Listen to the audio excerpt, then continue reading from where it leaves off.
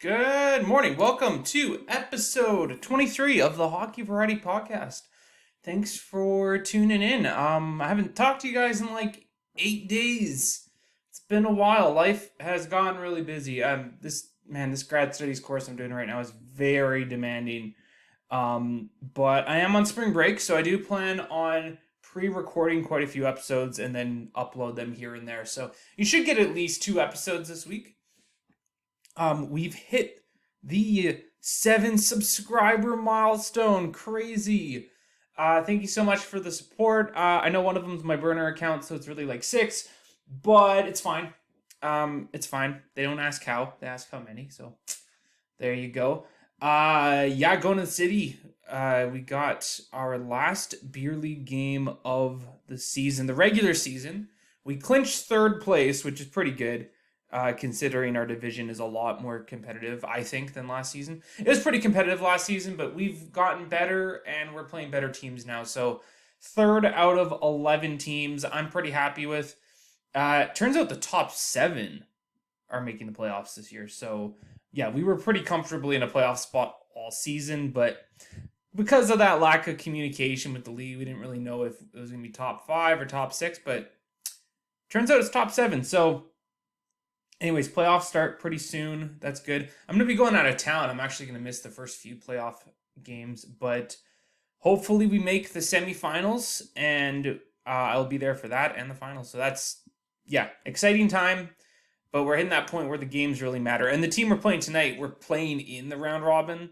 We know that for sure. So this is a big statement game tonight. So I'm looking to bring my A game, and I know my guys will because they are great hockey players. So there you go. I have a lot to talk about in today's episode, and I do have a lot planned for some of these pre-recorded episodes I'm going to do. I'm going to talk about a lot of hockey history.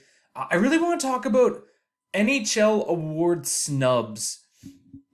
I'm very interested in NHL award voting every single season, especially like when there's hipster votes. Like I remember 1 or 2 guys didn't vote for Shesterkin for the Vezina last season, and I was like, really? You didn't think he was the best statistically? So anyways, there's lots of cases I want to talk about, so I'm going to talk about that maybe next episode, 2 episodes from now, whatever, and a bunch of other stuff. But I do have a ton planned for this episode. I'm going to get right into it. We'll probably get right up there to the 1 hour mark once again.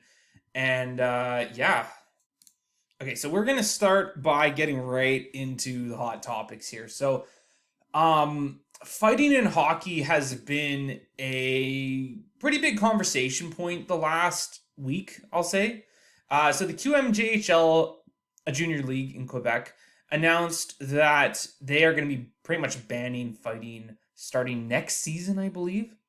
And of course, there's a lot of uproar about that, right? There's a lot of guys that defend, well, I guess women too, a lot of people that defend fighting in hockey. And kind of mindlessly, too. It's just kind of like, what? Don't change my game, blah, blah, blah. And listen, I just want to make sure this is clear, because whenever somebody talks about something that's a bit, I don't know, contentious, let's say, like something divisive there, they'll listen to, people will want to decide, okay, what is this person's opinion? How do they feel about this? And how can I just criticize them for that? And I want to make sure this is really, really clear right off the bat.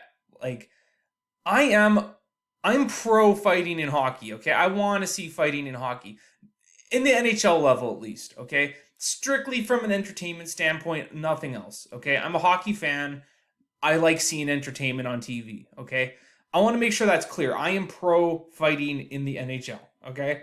However, I believe the argument against fighting is a lot stronger than people think, okay? We have a ton of people out there, and you can just tell from the comment sections, but, I mean, the comment section people are always the loudest, it seems, but there's a lot of people that just mindlessly defend fighting in hockey without even thinking about why they're taking this away.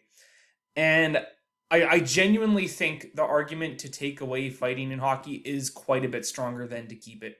Even though I don't want that, okay? I do want to keep fighting at the NHL level. I just want to make sure that's super clear. But there's just so many reasons. So, first of all, at the junior level, just thinking about the QMJHL getting rid of fighting in hockey, like, the refs don't get paid enough. They really don't. Okay, like hockey's the one sport other than lacrosse, but who cares about lacrosse, right? No, I'm just kidding. But and I've talked about fighting in lacrosse on the podcast before too, and like how ridiculous it looks because it's essentially a street fight at that point. You know, nobody's on ice. They have a lot less equipment. And it's funny because they'll grab each other's jerseys as if it's hockey. Like, lacrosse is the most, like, wannabe hockey sport ever. And there should definitely not be fighting in lacrosse. Because it's pretty much like, you know, it kind of makes the sport a bit of a joke.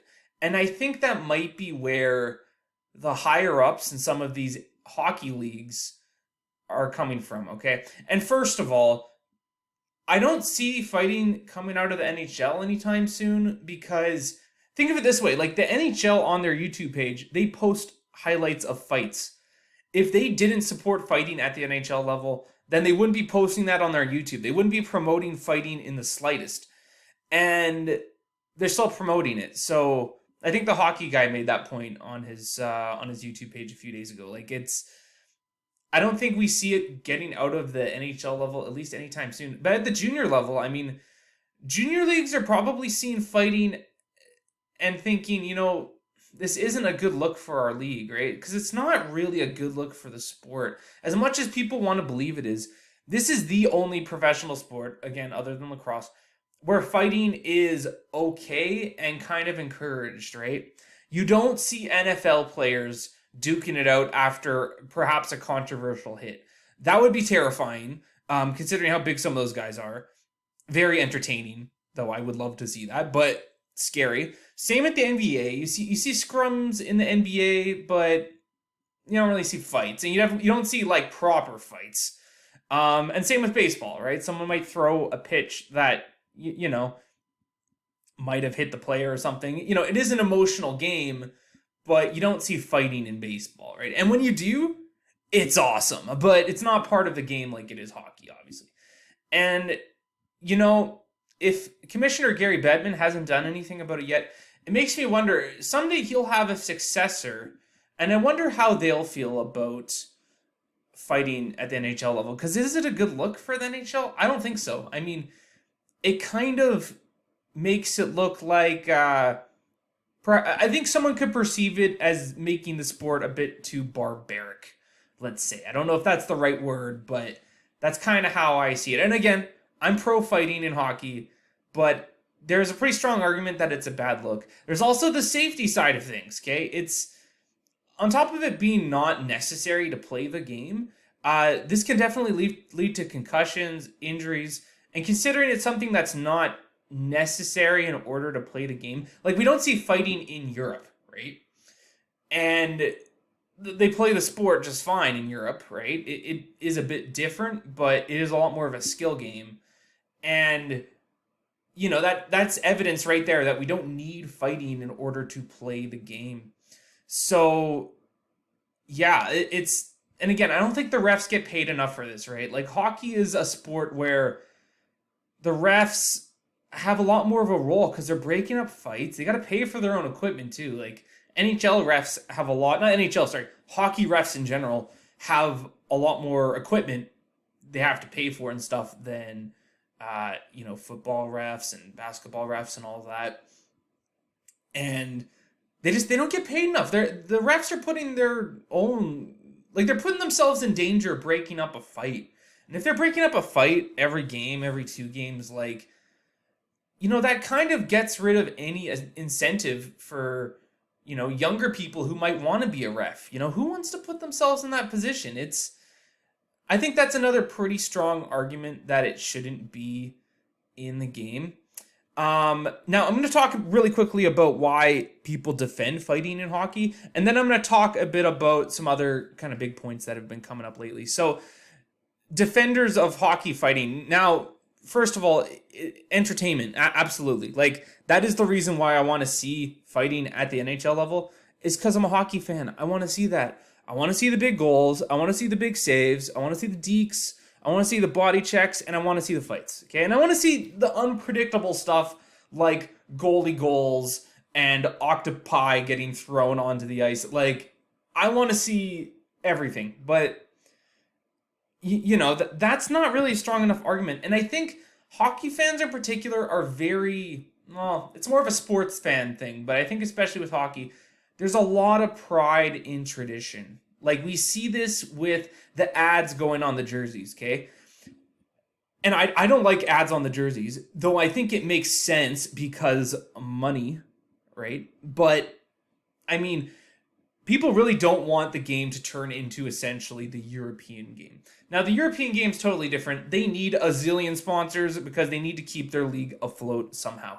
They can't just depend entirely on great gate revenue. There we go, like we do at the NHL level. Though I know the NHL has a ton of sponsors too, but it's different circumstances. But hockey fans are very, very traditional, and when you start to change things like adding ads on jerseys and getting rid of things like fighting, things that people perceive as part of the hockey culture, that is what makes hockey hockey. We are the sport that has fighting. That is us, and that shouldn't be part of it, but that is how it is, right? So I think people don't want to see change, and they want to really maintain that hockey identity. And fighting's part of the sport. Fighting is part of what makes hockey hockey to some people, right? To me, it is the game that you play on ice, that you shoot the puck in the net, and people have a lot of equipment, and it's very popular in Canada, and it's Canada's sport. And, so there's the national identity side of things there too. So again, I think the argument to get rid of fighting in hockey is a lot stronger, and I think people need to consider that. That being said, again, I don't want to see fighting taken out of the NHL. I am pro fighting, but I get it. Okay, so some big points that have come up recently about fighting in hockey. Well, let's talk about the Jordan Binnington stuff first. I'm not going to talk about like his character or anything like that because I do have a lot to get through in this podcast. I do like that Jordan Binnington keeps things interesting, but I do not like that he's swinging his blocker around. As someone who is a former goalie, I was a goalie for 20 years. I know how dense and dangerous a blocker can be, and that should never be a consideration. It is essentially a weapon. I mean, I can remember as far back as, when I was like 8 years old when I first started playing net. I remember the first time I put on a blocker and I was like, wow, this thing can be very dangerous if I hit someone with it. Thankfully, I don't think I have. I might have shoved somebody with my blocker in the back or something if they've been right in my grill, but I've never done anything close to some of the stuff you see with Jordan Binnington too. And I know he said in an interview that, the blocker didn't connect, like it didn't hit the guy. Was it Hartman, I think, on Minnesota? That being said, the fact that you made the attempt is not, that's really not good either, right? It's kind of like, oh, I shot my gun at somebody, but I didn't hit him. That makes it okay, right? Like, no. Like, yeah, it's not a good look, and it doesn't help that Jordan Binnington's having a down season. His stats have been getting worse every season. I like what he represents to some extent, but he needs to tone it down. And that leads me to my next bit about the refs breaking up goalie fights every single time. Every time we are about to see a goalie fight, the refs break it up immediately. It's like it's a top priority. It's like the league really doesn't want goalies in particular fighting, which, I don't know, conspiracy, I guess. I don't like it. I want to see a goalie fight just like everybody else. They must have their reasons. Perhaps goalies are more prone to injury when they get in a fight. There's definitely some behind the scenes stuff with the officiating and prioritizing breaking up goalie fights over fights between skaters. And I don't know the reason. I don't have behind the scenes information. I sure wish I did so I could regurgitate it on this podcast for you guys. But yeah, it's unfortunate. I would have loved to see Fleury and Binnington go at it. Fleury is definitely a pro fighter. And it's weird because he kind of did an interview recently about him wanting to get in another fight. And then this happened. So that was kind of interesting, I thought, the timing of it all. Finally, another big topic lately has been people starting fights after a clean hit. And first of all, I don't think it's as deep as people make it out to be. And I don't think it's quite as big of a deal, but that might just be me. Okay, I'm sure there's strong arguments out there for it being a big deal. But here's the thing, okay? You're essentially depending on a split second decision by whoever instigates the fight, right? Like, do you think, okay, let's say Nick Delorier sees one of his teammates gets absolutely leveled by a clean hit. You have to put trust in Nick Delorier to make the decision with them in a matter of seconds of, hey, do I have to fight this guy? Do I have to defend my teammate? And let's say it's a rookie that got body checked. Let's say it's your star player that got body checked. The game is too fast and the game is too emotional, I think, to trust the instigator of making that decision, I think. And I don't know how you enforce that. And again, I don't think it's that deep. I really don't. And maybe it's just me, but I don't know. Maybe I'm just watching the wrong highlights, but I feel like this isn't happening too much, but I really don't feel like it's that deep. That being said, the fact that it's a conversation now, maybe those guys who do regularly fight in the NHL might think about it a bit more now that the conversation has happened. Hey, was that a dirty hit? Actually, I think that was a clean hit. Okay, I'm not going to fight this guy then. But I do think you're putting way too much trust in those guys who usually fight in the league, like Ryan Reeves, like Nick Delorier, all those guys. They've got a job to do, and I don't really think it's right to put that on them to make that decision of whether or not a big hit was clean or not. But that's just me. I can see people disagreeing with that opinion. I don't think it's that deep, but it is a talking point as of late. So in this next section, I have McDavid and I have Draisaitl's career stats up there. But this section isn't so much about them, but rather the Edmonton Oilers as a whole. And why I think, I think they might be kind of sleepers for the Stanley Cup this year. And I know that sounds crazy. And it makes sense that a lot of fans of Canadian teams are hesitant to think that a Canadian team could win the Stanley Cup as soon as this year, because we haven't seen a Canadian team win the Cup since 1993 with the Montreal Canadiens. So it's been a while. It's been about 30 years. This will be the 30th year. And we've seen Canadian teams make the Cup, 5 times since then? Maybe 6 times, actually. Like, quite a few times, and then, not get the job done in the finals. So it makes sense to be hesitant about picking the Leafs to win the Cup, picking the Oilers to win the Cup, Winnipeg. It makes sense. But lately, I have seen a lot of stats, a lot of stats just comparing McDavid and Draisaitl as a tandem, compared to some of these great tandems we've seen in history. Recently with Draisaitl hitting the 100-point mark for the 4th time in his career, McDavid and Draisaitl are two very few duos to hit the 100-point mark for 4 seasons during their career up till this point as teammates like this.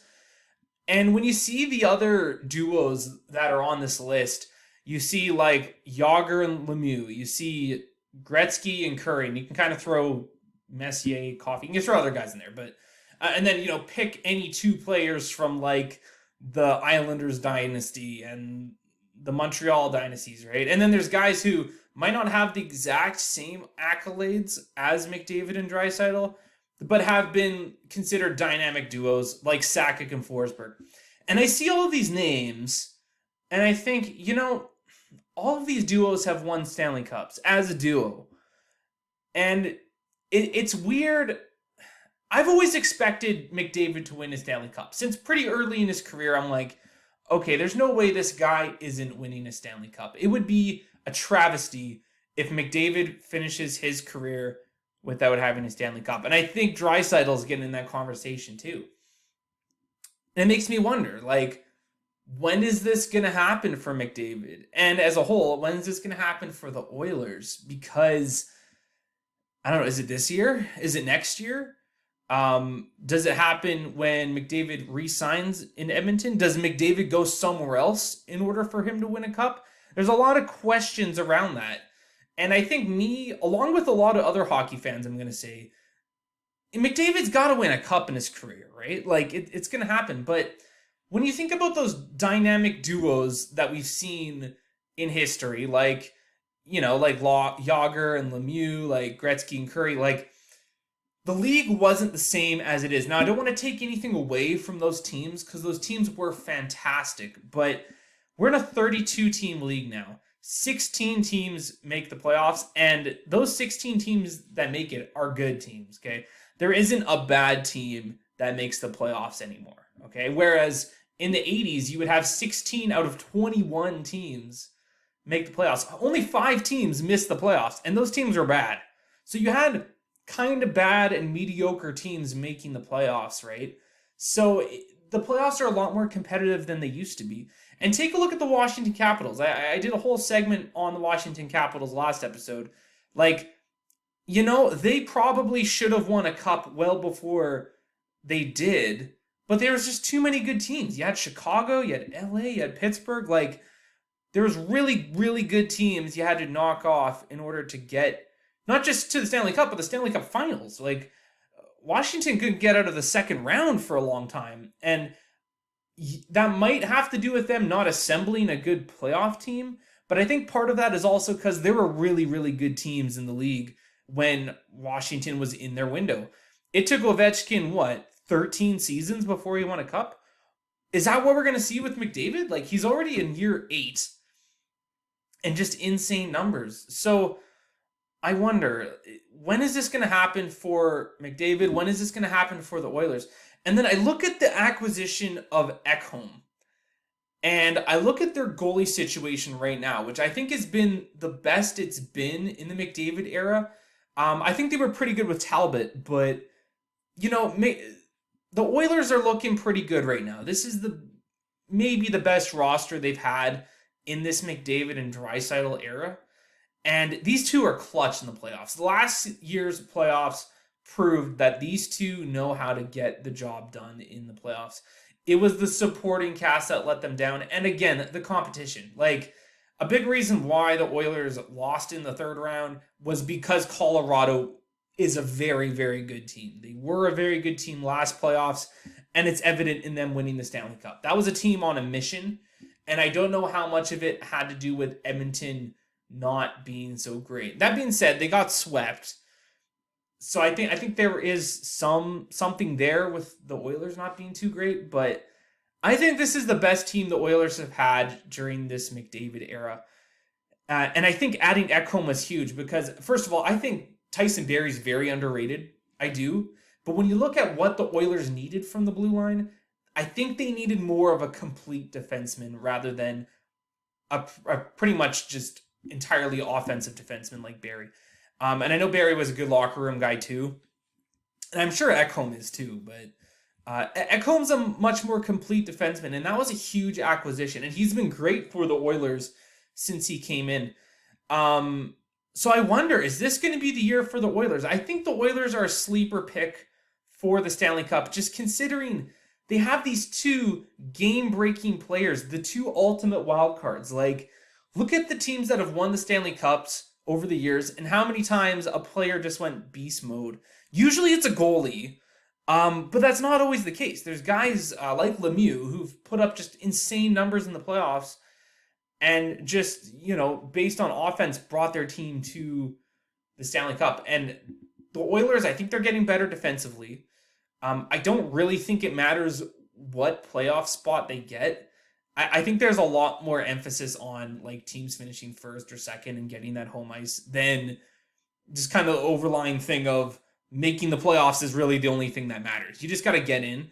And considering Edmonton over the last few seasons, they get inside their own head a little bit when they're playing at Rogers in Edmonton. I think they might be better off as underdogs, but we'll see. I really don't think home ice has as much of an impact as people make it out to be, but I don't know. I'm sure there's really strong arguments against that, but McDavid's on fire. They've totally changed their game, or he's totally changed his game, rather. If he finishes the year averaging, I think it's a goal a game for the rest of the season. He will hit 70 goals, which is insane. I'm just getting it up on my phone last night. I think they played yesterday. I don't know how many goals he had. I assume he had at least one to maintain this pace. Um, oh, maybe not. Oh no, never mind. He got the last goal of the game there. Okay, so he's actually, I made this slide yesterday. He's actually at 58 goals in 70 games. So yeah, he will hit 70 goals if he averages a goal a game, which I think he could. You know, it's such a big deal when Matthews hit 60 last season. More on Matthews in a second, actually. And now McDavid's pretty much being like, oh yeah, I'm not just going to hit 60, but I might hit 70. In fact, I kind of want McDavid to hit 69 so we can just say that number for the next however long, because that's funny. So anyways, yeah, I wasn't going to talk too much about the stats they have up there, but again, between these two, or rather these two as a tandem, they each have at least 4 100-point seasons. And McDavid's actually hit that total now 6 times in his career. And if it weren't for the COVID season, he would have hit it a 7th time. I'm not going to get into his rookie season because I don't know if he would have hit 100 points if he was healthy the whole time. But man, McDavid's ability to stay healthy too since that rookie season, very, very impressive. So anyways, I'm not going to talk about my pick for the Stanley Cup right now. I'm not going to talk about my potential playoff bracket, which I will make on this podcast. But the Oilers are on my radar now. They are. I look at the West. I look at what teams could come out of the West and how some teams like Colorado are performing right now, how Minnesota historically hasn't done too well in the playoffs. I think the Oilers, I think they could get in. And I would love nothing more for them to meet the LA Kings in the first round and absolutely destroy the Kings 4-game sweep. McDavid get like 16 points in those 4 games, just absolutely kill them, and show Rob Blake that he should not have given up on Jonathan Quick. Anyways, had to get that in. Let's move on. So we've hit the 7 subscriber mark in the podcast. I'm very proud of that. And I thought what I would do is I would reach out to some listeners of the podcast. I even put this out on Facebook, just general Facebook friends, might not even be fans of the podcast, but know hockey. And I wanted to talk about some stuff that I've talked about on the podcast before, but I wanted to get some other opinions on it and what people think, okay? So I had 2 questions that I posted. I'll get to the first one right now.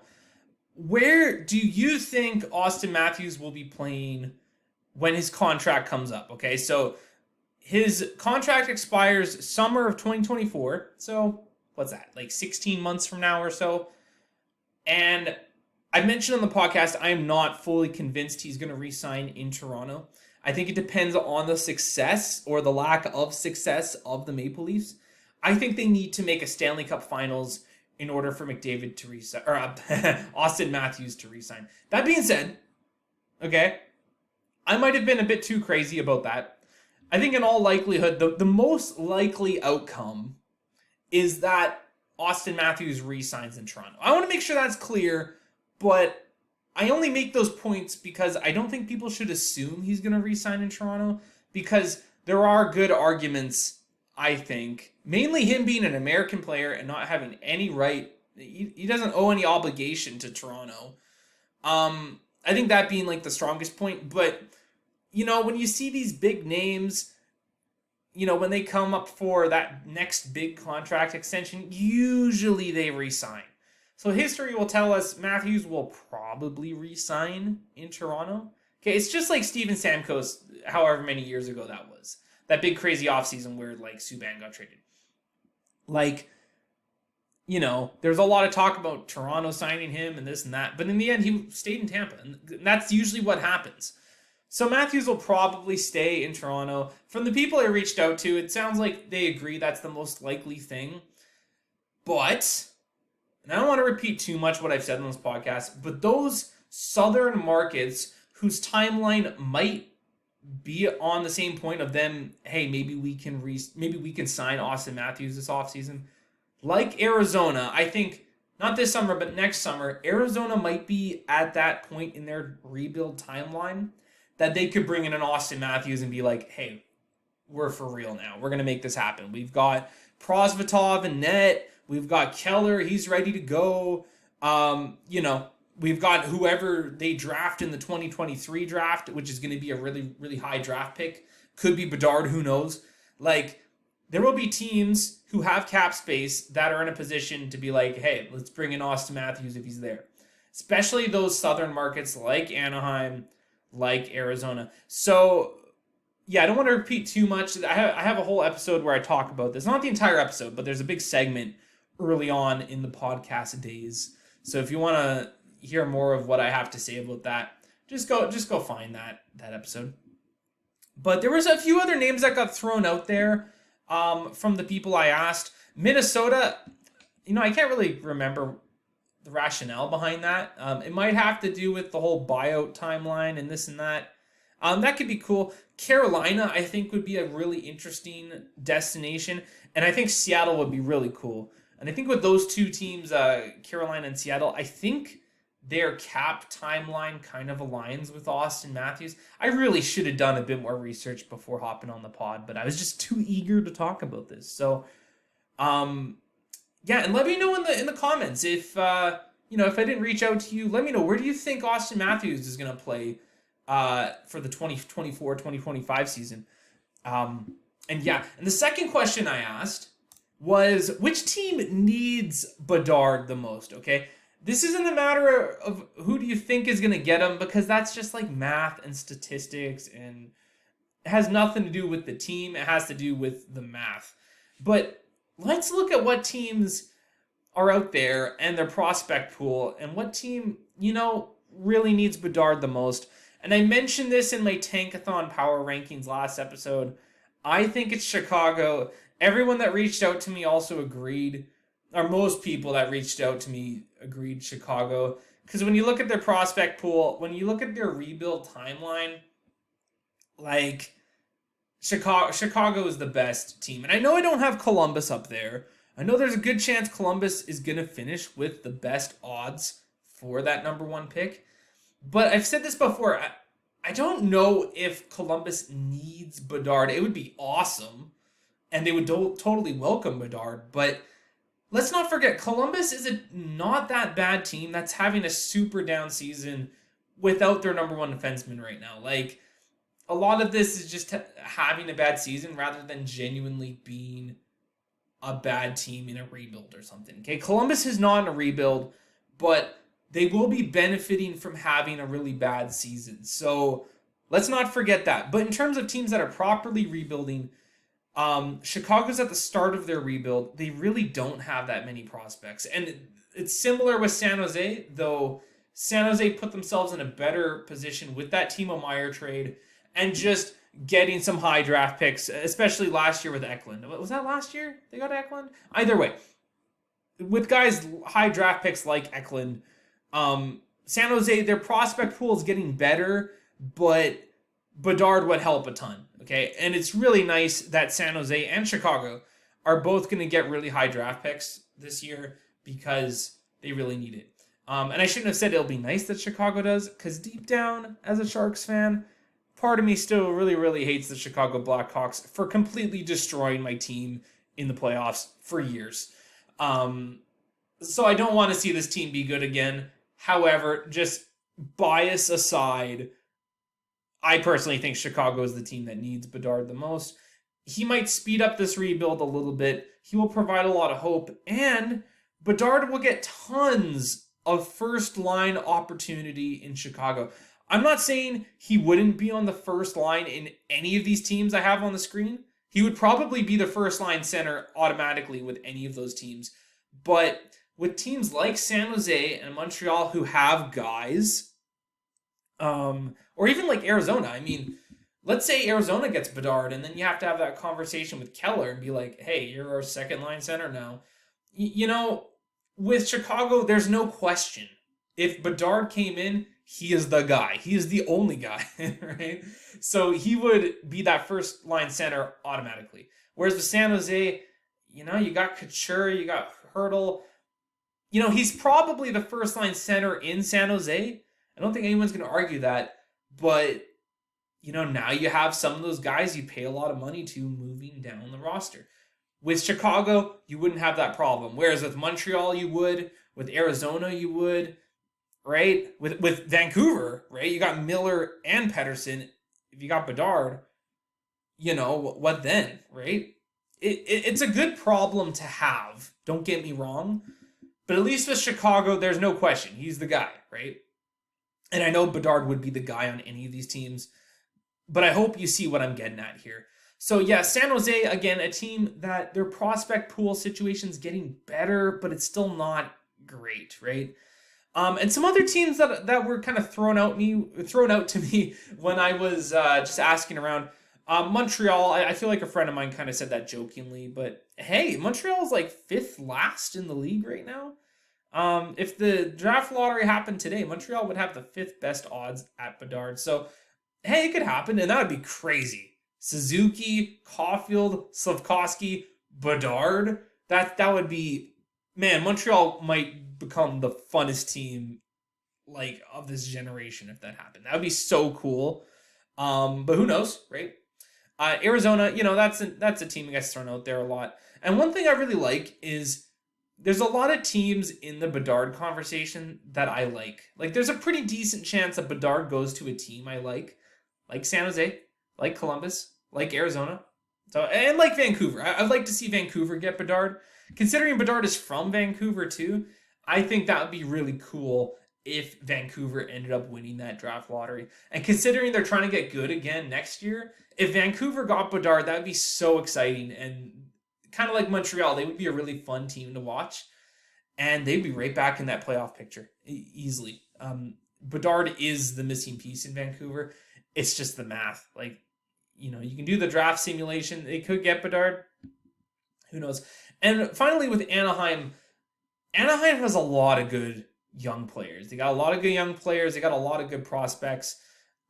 They don't need Bedard. That would be cool, though. It would be cool. And they would welcome him. And they will have pretty good odds at Bedard, too. So it could happen. We know he has chemistry with McTavish from the World Juniors. They're friends. That would be really cool, seeing those two on top of Zegras and Terry. That would be really sweet. That's coming from a Sharks fan. I don't really want to see Anaheim do well again, but I'm not going to deny that would be a really, really exciting team. So thank you to everybody that responded to these. I really do appreciate it. And I do want to do more viewer or listener interaction stuff down the road. And again, I'm really happy we're sitting at 7 subscribers right now. Honestly, really appreciative of the support. And I do want to do more questions about this because one of my favorite parts about this podcast is reaching out to you guys and hearing what you have to say. So anyways, let's move on. We got more. I noticed the little bottom bar on my computer. It always comes up whenever I pause the podcast to have a sip of water or whatever. So if you're wondering what that clicking's about, it's because I have to, yeah. Anyways, I didn't switch slides. Okay, this is the section you have all been waiting for a few episodes. What are the worst goal songs in the NHL? We already ranked the top 5 best goal songs. I stand by that list. I think that was a good list. This one, however, I might have some people arguing me about it because I might be talking about your team. I understand you might have an emotional attachment to your team's goal song. I get it. But just objectively speaking, there are teams that need to step up their goal song game, okay? So I have the same criteria from last episode, 2 episodes ago where I talked about this. If you haven't watched that episode, you should, because I had a lot of fun doing that. And again, I think I'm pretty right with those picks. But just to quickly recap, what makes a good goal song? Does it engage the crowd? Does it give the team a boost? Is it an iconic song? Is this a song where someday we're going to be like, yeah, that was just as good as Chelsea Dagger for Chicago or Kernkraft for Boston? Yeah. Is it international? Can you kind of sing along? Does it flow well? That's another thing that is going to come up in this list. And then my own personal opinion. Now I need to make sure this is really, really clear for you guys. I am not talking about the song itself. There are some very good songs in this list today. There are. But that doesn't make them good goal songs. I talked about Sweetness by Jimmy Eat World when the Florida Panthers used it as their goal song a year or two ago. I love the song Sweetness. It's one of my favorite songs of all time. And I thought it was absolutely gonna like rip as a goal song. And then you hear it play after they score a goal, and it's just it just didn't do the job. I don't know. It wasn't loud enough, or I was disappointed as much as I love that song. So there are very good songs on today's list, but I don't think they make good goal songs. I think some of it has to do with kind of like how it is used by the PA announcer. And like last time, I'm going to play a little snippet of the song so you know what song I'm talking about, okay? So let's get into it. Trigger warning, okay? Trigger warning, brace yourself. Here we go. Okay, so hear me out, okay?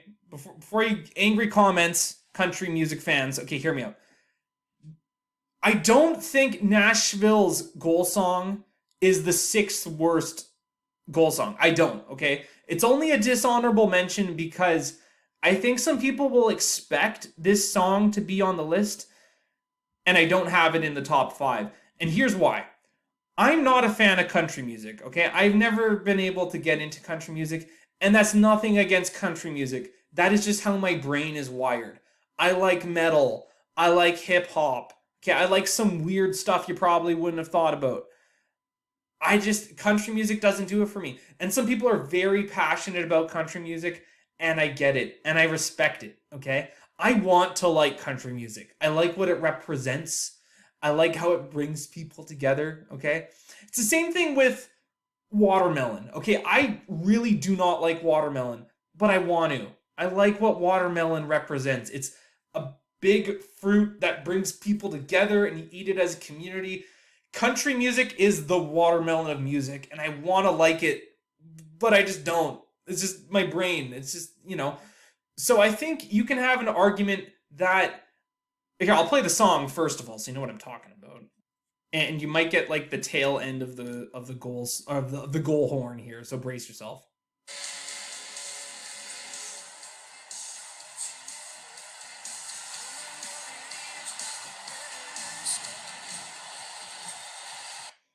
Okay, so they like country music in Nashville too. That's important, all right? I don't know how much that song engages the crowd. Maybe it's a ton. Maybe that song is like the biggest banger in Nashville and people go crazy, okay? I could see people ranking this song as high as number 1 on their own list. I could see people ranking this as the absolute worst goal song. I am not in a position to criticize the song because I can't really differentiate good country music from bad country music, okay? All I know is the fans in Nashville are crazy. They will probably cheer like crazy if you play like the dumbest song. So it's really tough to assess this song, but I wanted to mention it because I do think some people would expect this to be on my list. Okay, number 5. Okay, so number 5, I have the song Shout by the Isley Brothers. It's a really old song. Here, I'll play this. The goal horn goes crazy in this one. Also, shout out to Elite Goal Horns. That's where I'm getting all the audio from. Here we go.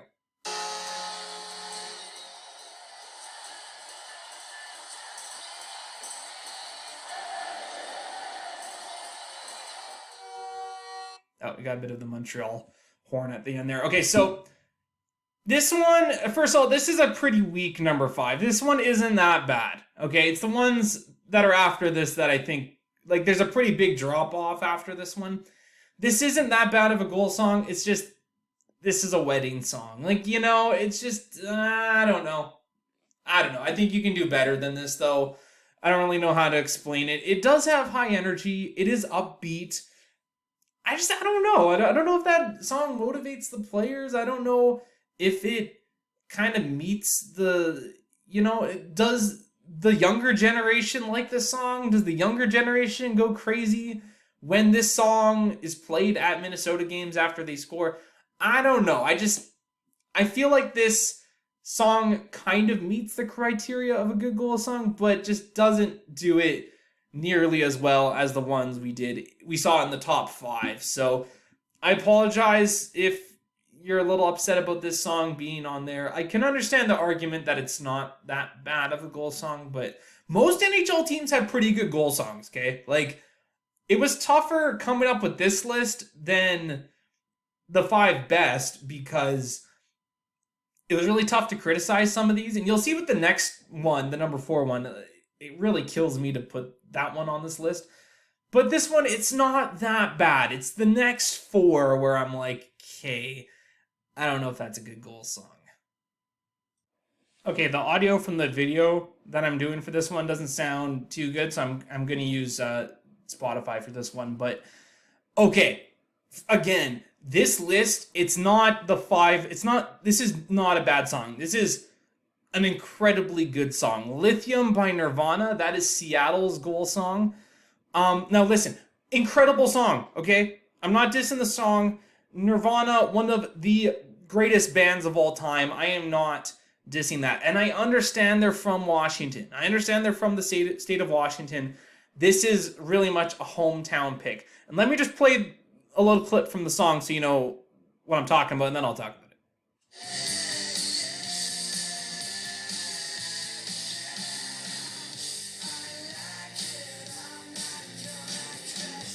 Okay, so I get the Seattle, Washington thing, doing something local. I get it, okay? It's just, I don't know, this doesn't feel like a sports song, you know? Like, when I think of Nirvana and that song and that vibe, I think about, like, Kurt Cobain overdosing on heroin, kind of. Like, you know, like, it just, I don't know. It's not uplifting. I don't think it does the job very well, and it kills me. And, like, I know sounds like teams, I know, how am I forgetting the name of, Feels Like Team Spirit? Is that, oh man, I'm gonna, like, get destroyed for this. Smells Like Team Spirit. I can't believe I forgot the name of that song, but I know Smells Like Team Spirit is, like, the most overplayed song of all time ever, but the chorus of that song does it way better, or the intro riff to that song does it way better. I get that it's the most overplayed song of all time, but Smells Like Team Spirit does a way better job at this, or as I called it, Feels Like Team Spirit. But, and you know, there might even be a better Seattle artist for this, but I don't think this is the song. I don't. Sorry, Seattle. Amazing song. I don't think it's a good goal song. I think they can do a lot better. There are better Nirvana songs out there. This one just it's not doing it for me. Okay, we're getting into the real bad ones now. Okay, so number 3, the Vegas Golden Knights with Vegas Lights by Panic at the Disco. Not a real good Panic at the Disco song, okay? I'll admit. I didn't even know Panic at the Disco was from Vegas. But this one doesn't really do it for me. And part of it is how it's mixed in the arena. I don't know. When I was doing my research for this list, I was like, wow, Vegas's goal sound, the song sounds like a complete mess on the PA system. It just doesn't work. And again, like Seattle, I understand picking a band or an artist from that town. You know, it's the pride of the city, but it doesn't work. And, you know, like the Panic at the Disco song, I write Sins Not Tragedies or whatever it's called. Like, the chorus of that song would be a bit better than this, I think. Not to mention it's catchier and it's more well-known. I'm going to play the clip from this song so you know what I'm talking about. It's tough to get into. It's not really international. It's not much of a drunk sing-along. Not that people really care in Vegas because everyone's going crazy regardless of the song because they have a crazy barn. It is in a fantastic arena. I want to go there someday. But when I go there, I hope they have a better goal song because I just don't think this one works. It's mixed really poorly in the arena, I find. It sounds like listen to it for yourself. Like, watch a highlight of a Vegas home goal and you know what I mean. The audio is just like, it just doesn't work, you know? However, there is one worse mixing job, I would say, on this list, and not because of quality but because of momentum. So let's talk about number 2. I've got the St. Louis Blues, okay? Now, this one is interesting, okay? And I'll play it in a second. I'll have to go back to the video probably for it. But it's the song Let's Go Blues by The Urge, which they obviously wrote for the Blues. That's cool. I like it when artists do that. And the song isn't that bad. The goal song is not bad. But when the St. Louis Blues score a goal, before they play this song, they play some organ. They do a little organ thing and kill the momentum. Like, St. Louis scores a goal. Fans are going crazy. And then you hear like a bloop, bloop, bloop, bloop, bloop, like a little organ. And it's like buzzkill. Okay, I'm going to play it so you guys know what I'm talking about. I need to get the audio really quick. Okay, just imagine, imagine Jordan Kyrou scoring a big goal. Fans are going crazy. And then you hear this.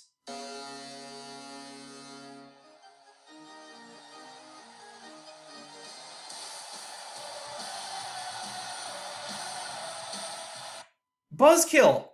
Like, why do the organ? Who's enjoying the organ? Like some 70-year-old old man that's like, yeah, that takes me back. Like, it's such a buzzkill. If they didn't do the organ, if they didn't kill the momentum of the goal song with the organ, and they just jumped right into Let's Go Blues by The Urge, good song. Like, that's a good goal song. But the organ kills it. It's just a big momentum killer. It's such a buzz kill. It's just like, oh, okay, we're gonna do 5 seconds of our little old-timey, like, the organ's cool, but it's not 1965 anymore or whatever, okay? Like, the younger fans at the crowd are gonna be like, oh, okay, this is grandpa's, it's just such a buzzkill. It is, okay? Let's Go Blues by The Urge, great goal song, but the organ kills it, okay? And now for number 1. Oh, Leafs fans. Oh, I'm sorry. I didn't plan this. It's just what happened. And you might be thinking, oh, just because I make the Leafs in the thumbnail, there's no way the Leafs are going to be number 1 on this list. Yeah, they are. I'm sorry. It's just like there's a lot to unpack with this one. And again, not a bad song, pretty good song in its own right. But like Lithium by Nirvana, it's not a hockey goal song. It's not. And like, listen, if this was the goal song in Arizona or Florida or a smaller market, I don't know if I would really care that much. I don't. But the fact that this is a big market, you need a big market goal song. You need a Kernkraft. You need a Chelsea Dagger. You need whatever that song was they played at MSG that they were on. They were at my last video about this. Like, big market, the biggest market in hockey, and you have this. Like, here, let me get it up. It's just doesn't work. You know. Good song, but just it's slow. It's like the younger generation, are they vibing with it? Probably not. It's probably the grandpa in the crowd that's like, this is a nice song. It's not a good goal song. I'm sorry, Leafs fans. You deserve better. I'm sorry I forgot the second quotation on this one on the screen there, but it's not good. It's just it's like the organ, but for a full minute. Like, it's just the buzzkill. I don't know. It's too slow. Like, you look at Dallas's one from the last video, where it's just like, yeah, energy. It's about energy. The song doesn't have the energy. This is like kind of like a little tap dancey old man grandpa song. I'm sorry. I know I sound like some entitled millennial when I say this, but it's not a good goal song. Toronto deserves better. A big market needs a big market goal song. This isn't what's going to move the needle for the Leafs in the playoffs. The Leafs need some, bam. They need Sandstorm. They need something better than this. This is not a good goal song. I'm sorry, Leafs fans. I know I sound like I hate on the Leafs so much in this podcast, but I swear, you guys deserve better. A big market deserves a big market song like Boston, like New York, like Chicago. You guys deserve better. Okay, fantasy pick. Gotta wrap this up. Okay, I got cut off a bit at the end there, but you know which teams those are. So yeah. Not Chicago. Well, they're playing Chicago. Colorado. The Colorado Avalanche have an excellent schedule next week. As you can see, they're playing some pretty crappy teams. And, I might have made Evan Rodriguez... I might have made Evan Rodriguez my fantasy pick before, but I'm doing it again, if that's the case. He plays center. He plays wing. He puts up points. He moves up and down the lineup, so if somebody gets hurt, he's usually the guy. And check it out. They play Monday, Wednesday, Friday, Sunday. Those are all slow days. And even if you do have a busy day for some reason on one of those days, he plays all 3 forward positions, at least in Yahoo. So you can find a spot for him. I know his stats don't wow you, but he's had big games this season. He's pretty consistent. And Colorado's been great. I mean, you can see it on the screen right there. They've won, 6 of their last 7? And that's just the ones that are on the screen. It might even continue below that. So Evan Rodriguez, he's my pick. Yeah, I think he'd be a great pickup this week. Pick him up on Monday, because then you can get him in his you can get him in the roster every day next week. So yeah, there you go. And that is it for today's podcast. Thank you so much for listening. I really do appreciate the support. Be sure to like and subscribe to the YouTube page if you did enjoy today's podcast. And if you didn't, you should still do that anyways. I'm just saying. No, actually, I really do appreciate the support. I've gotten a lot of support on the podcast lately. I really do enjoying this. I really do enjoy this. Man, I messed up my words a lot today, but I had fun.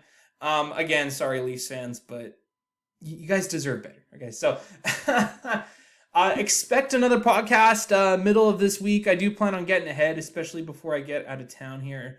But yeah, thank you so much for the support, and I'll talk to you next time.